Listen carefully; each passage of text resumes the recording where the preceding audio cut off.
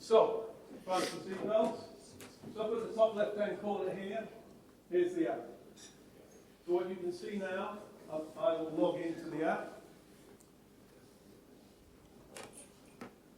So this is live. My phone is now, although it's connected to his computer in order to show it, to display it on the screen, this is purely for the audience. Normally it wouldn't have this connection. So now I'm an employee of a company called Pacific Air Cargo Terminals Limited, which has facilities throughout the South Pacific. So Sydney, Melbourne, Auckland, Christchurch, and Nadi. And basically, this terminal handles three airlines.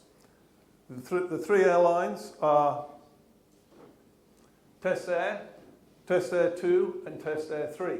Very creative names. And because the system needs to know which airline I'm working for, imagine there's a truck there, there's a container here, and I'm going to transfer it. I need to know which airline I am responsible for. Yes, the ULD would have an ID code on it, but that might not necessarily tally with the airline that's handling it. So I need to know which airline I'm working for, which is no different than you would put in the UCR. So let's say I'm Test Air. I will select Test Air. Right, so I'm now ready. And I'm going to do a transfer. I'm going to do a transfer of this AKE 15614 SV. So what I will do, I will select here, first of all, whether I'm transferring a single pallet, a pallet stack, or a container, because these are the three options. So if I go back here, and I will now take a picture of this fellow here. If I like the picture, and it's used OCR to collect the data. Is it the right one? Yes, okay. Now it moves automatically to the next screen. Is it serviceable, damaged, or unserviceable? I can choose any of these three options. For this one, I'm going to continue to say it's serviceable. But maybe I want to take a picture of something else. So let's get another picture. Maybe I want to take a picture down here. So I'll add that in and I'll use the photo. And later on you'll see how that's all recorded. If I wanted to do another container, I could then use next container. But in this case I won't. Sorry. I'll complete the transfer. So I've got just one container in here and I'll save it. So when I get a message, says my inspection has been saved. So now I've got to finalize the transfer. Is it an incoming? Am I, as the cargo terminal, receiving it from a freight forwarder, or am I sending it to a freight forwarder? Let's say it's outgoing. That means it's going to the freight forwarder. I could put in a remark here, but I won't for this case. And now we get a sign off. So who's the opposing party? There's a big drop-down list, but I'm going to send it to DEF Pacific Forwarding. Okay, that's the freight forwarder who it's going to. Now, normally there would be another party. In this case, I'm going to be both. So let's say the driver's name is Joe. Okay, Joe signs on the screen, and we click Save, and then Confirm. Now what you can see at the top end of the screen is me, because I'm the counterparty. So we got both parties here. Confirm, hit Confirm, and now it's sending the data out over the Wi-Fi to the main processing system. Done. Gone. That record's done. Darren. You would like me to show that? Darren is now, yeah, would you like to show it? Sure. So Darren can now switch out of this one and can show in the system.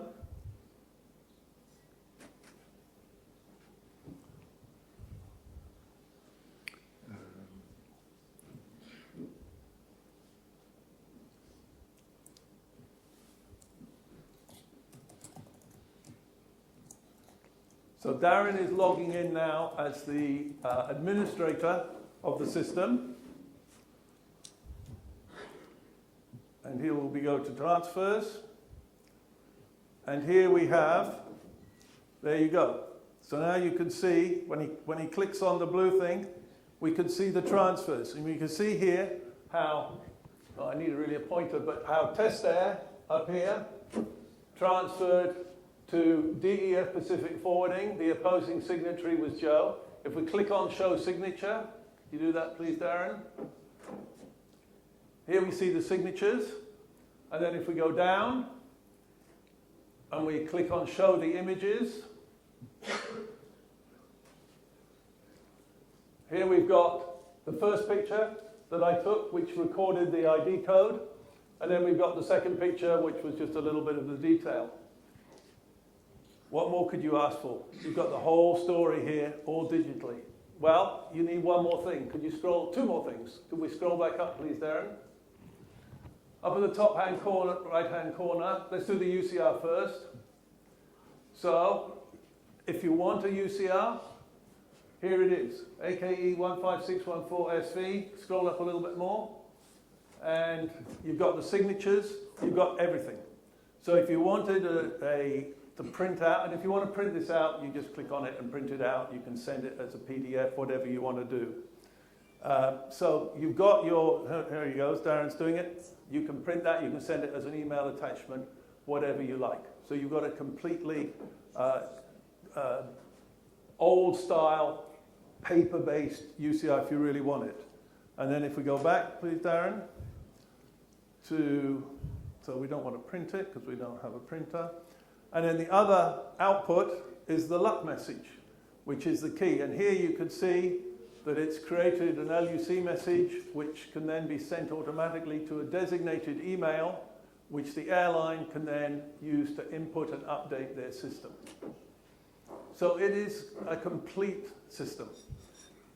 What we'll do now, can you put me back on the screen, please? Yep. So again, this time I'll be test air 2 this time. And this time I want to do a pallet stack. So in order to take the picture, I need to sort out here.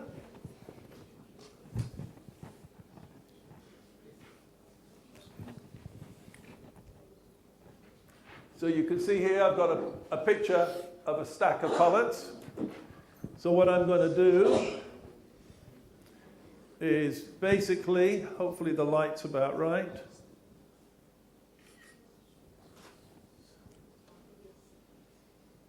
It didn't like the picture. The problem is, hang on. I may have to go back and try again. It didn't like that picture. Let's see, it sometimes doesn't like taking multiple pallets off a piece of paper. Here we go. Okay, so it's captured 1, 2, 3, 4, 5, 6 of the pallets. We can do a manual cross-check and see, oh, it's actually missed 2 and can add them manually. But otherwise, we'll go for continue. If I wanted to go down here at the bottom, add new, I could add 1 more if I like. Again, are they serviceable, damaged, or unserviceable? Continue. Now, because these are pallets, they come with other bits and pieces. So let's say we had 3 fire covers. Let's say we had 6 nets. And let's say we had a pile of straps, 10 straps. Okay, continue. Basically, right, I'm going to finalize the transfer. Let's say this is going to be incoming. Sign off, opposing party. We'll do it this time with ABC Forwarding, Pacific Forwarding, which is a different branch. Signatory, let's see. This is your evening job, Jeff.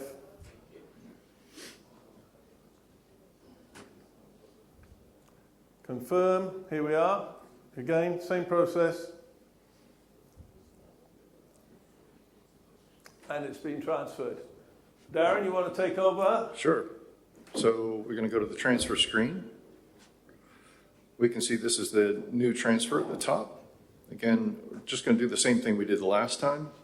We can select it. Again, we see the receiving party is now test air, and the transferring party is the ABC. So that's based on we chose it was an incoming transfer versus an outgoing. Again, we can still show the signatures. We can still see, now we see the ULD support equipment is assigned to the master ULD, which is the first one in the list. That's the way it works right now, and that's why you see all of the ULD supportive equipment is associated with the top one, and the rest of them are the ones that were additional ones that were added. At the bottom, we can still show if there was multiples, we can show them here. We also have the ability to right-click here, and we can save this image. So if there was some damage and you just wanted to quickly send it to somebody, you could just quickly save the picture and send that out. Coming back to the top, you can again view the UCR. Obviously, you'll see it's looking very similar to the last one. But you can see the multiple lines have gone into the UCR. Right. So you've got all the data you need. And the signatures again. Signatures at the bottom. And again, you can print it. And then the luck message, obviously, is going to have all 6 of these entries in it. And these will be sent automatically to the luck email of both parties. So both the sending and the recipient party, or receiving and transferring parties, will both can receive this if we set up the luck email in their organization. Yeah. Okay. Darren, could you now go and show people how the system, maybe we should look at organization first, and how, for example, we can set up a new party. So we've got, basically, you can see here, airlines, owners, cargo handlers, freight forwarders, and managers. And so, over to you. Okay. So what we've been doing is we've been kind of letting the site admin handle the freight forwarders. Instead of letting every organization add freight forwarders, what we found is when that happened, that even independent organizations might have the same organization multiple times. In fact, when we did this, we found certain times where one freight forwarder was listed 4 times for a particular site. So what we're trying to do, or trying to encourage, is that as a site administrator, we would take the freight forwarder and add it into the system. That way we can just make sure it's added one time. But then the airline can then assign that freight forwarder and can put whatever unique or put whatever YY code that they would like, right? What we were thinking about doing as well is giving a standard. If we wanted to try to standardize YY codes across the industry, this could be an opportunity to do that. We're not going to force that. We're just a tool to potentially enable it. So we could come up with what standard YY codes are for freight forwarders and use those as a default, but if the airline wanted to override it, then they could. So yeah, just on the YY codes, just so for anybody who's not familiar with YY codes, the luck message is really designed for airline to airline, SQ to AC. But when it's off airport, there's an enhancement built in that if the transfer was to a non-airline, then you get, let's say, SQ to a freight forwarder, then it's a thing called the YY code, which is YY followed by 6 letters. Those 6 letters are assigned, in theory, by the airline to that particular freight forwarder. The problem is, along the way, there's get huge numbers of inaccuracies because people have to remember that this freight forwarder at this location for this airline is this particular YY code, but for another airline, it could be a different YY code. And the result is lots of inaccuracies. So, and the luck message goes back into the airline system, but the data's wrong.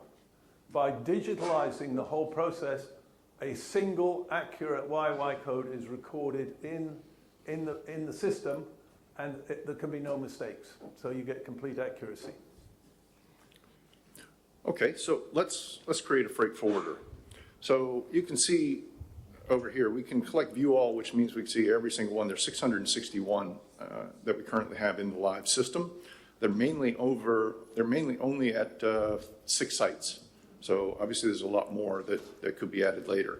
So to add a new one, we press this button here. It's the same process for the others. What we're going to do is we're going to create one called GHI. forwarding. We're going to put an address 123 Main Street,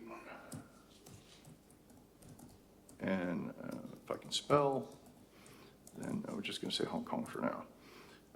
Here's the LUC email. So if we put in a LUC email address, then any transfer, again, a reminder what I said earlier, any transfer that involves this organization will receive it. So whether they're transferring out or whether they're receiving it, a LUC message will come to this email. If you don't want the LUC message, don't fill in the email.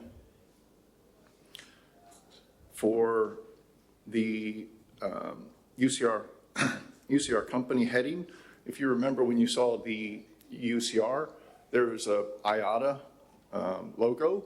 That doesn't need to be there. It could be replaced with whatever text or other wordings that you would want. And this webhook at the bottom is related to how we're going to implement APIs in the future. On the top, with freight forwarders, we added CAS code. This was something that was mentioned in the last conference, that these freight forwarders have CAS codes. So we can record that CAS code here as well. We don't do anything with it at the moment, but once we figure out what we should do with it, we can. So I'll just put a number in there, and I'm just going to call this GH1.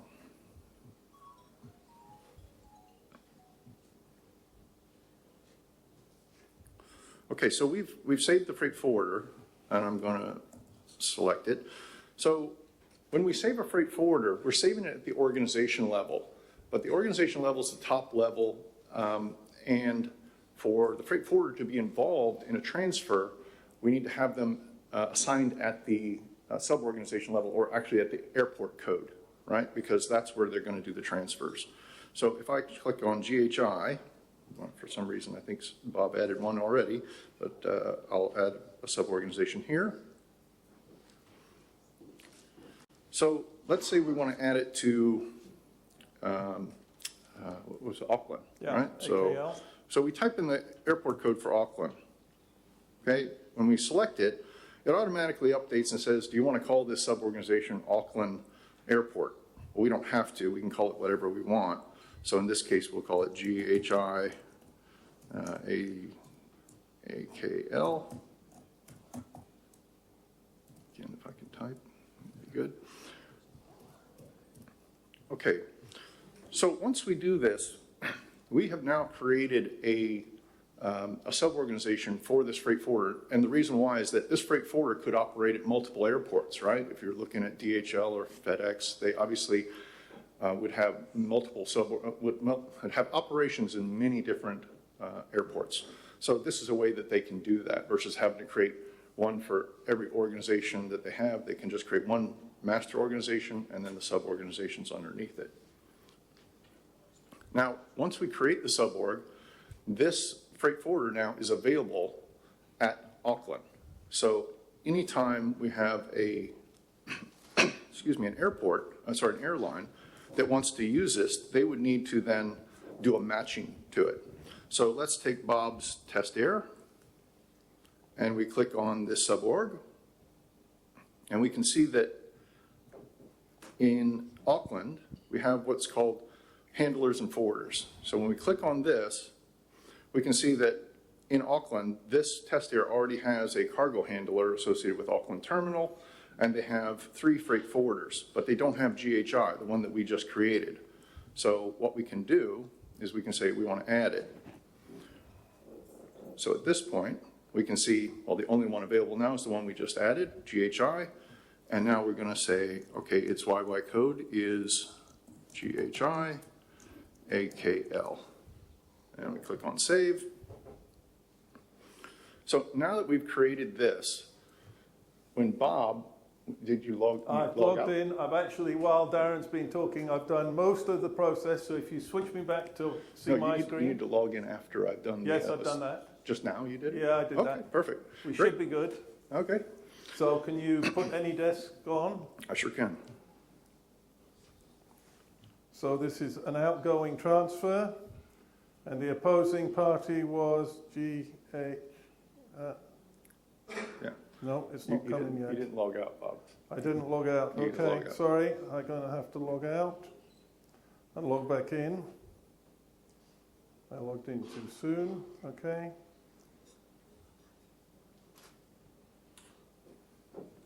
And I'm test there, you right? Yep.